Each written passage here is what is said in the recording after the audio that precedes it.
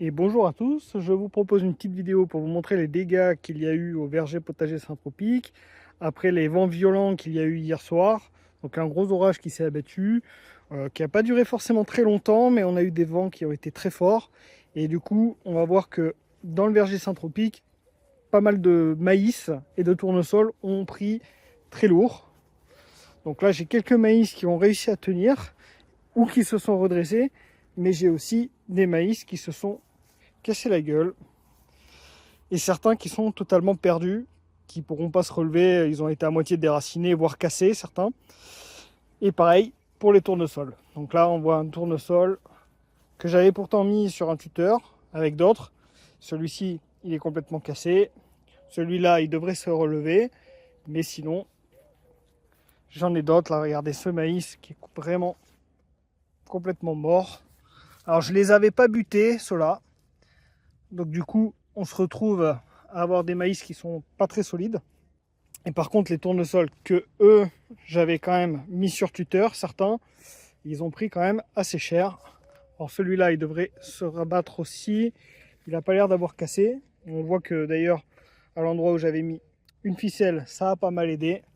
Celui-là, il est complètement cassé, je pense. On va regarder si je le relève. Peut-être que si je lui mettais une ficelle à ce niveau, il pourrait se remettre. Je sais pas trop. Il a l'air vraiment en piteux état. Bon, je vais le laisser comme ça. De toute manière, c'est trop tard. J'aurais voulu récupérer les graines, mais je vais peut-être pas pouvoir, du coup.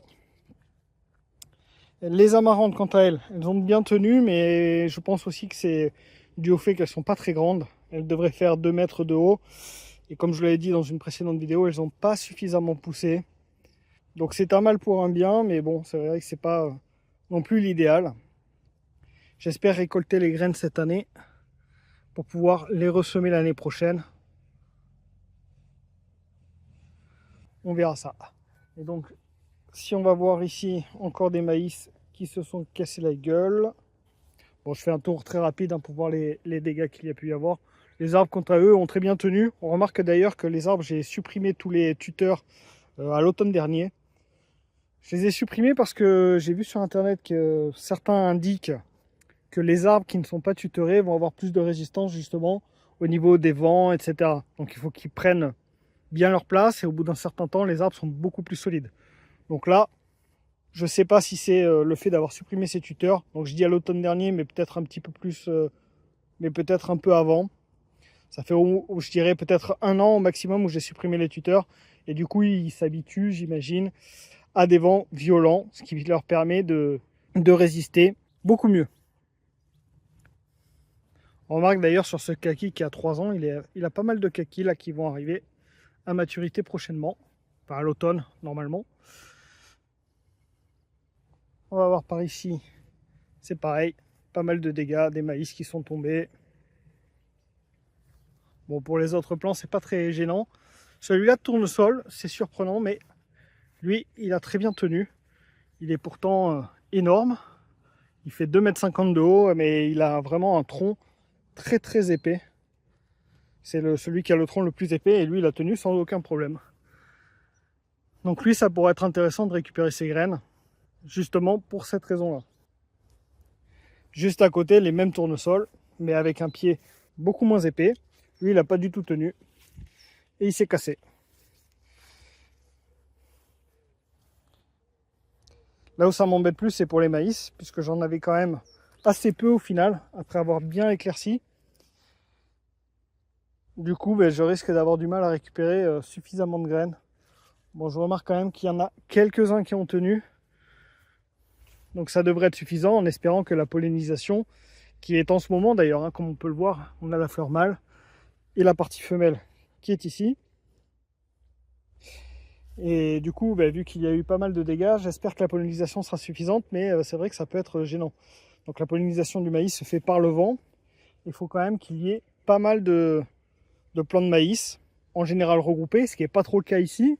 Il y en avait quand même pas mal, donc j'espérais que ça soit suffisant. Et du coup, vu que la pollinisation se fait par le vent et il faut un grand nombre, là, vu que j'ai eu pas mal de dégâts, j'espère quand même que j'aurai une pollinisation des épis de maïs qui soit suffisante. Là, tous les maïs ici se sont couchés, mais ceux-là, ils devraient se relever. D'ailleurs, ils sont vraiment tout petits. Et j'ai pas spécialement d'explication pourquoi ici, ils n'ont pas du tout poussé, alors que c'est exactement la même variété qu'à côté. Sur cette partie-là, les maïs sont complètement au sol.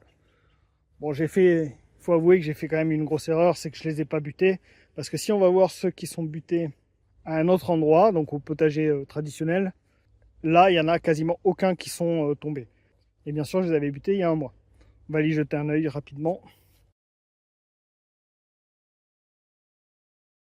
Donc voilà les maïs que j'avais butés. Et comme on peut voir ceux-là, ils sont très droits. Il n'y a pas eu de dégâts. Et ça s'explique assez simplement. Puisqu'en fait, le maïs, quand il est buté, il va venir faire de nouvelles racines un peu plus haut, qui va permettre à la plante de se stabiliser. C'est pour ça qu'il est conseillé de buter les maïs.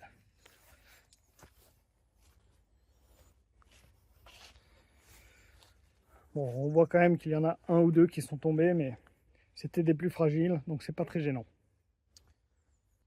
Voici pour cette petite vidéo. Je vous remercie et je vous dis à très vite.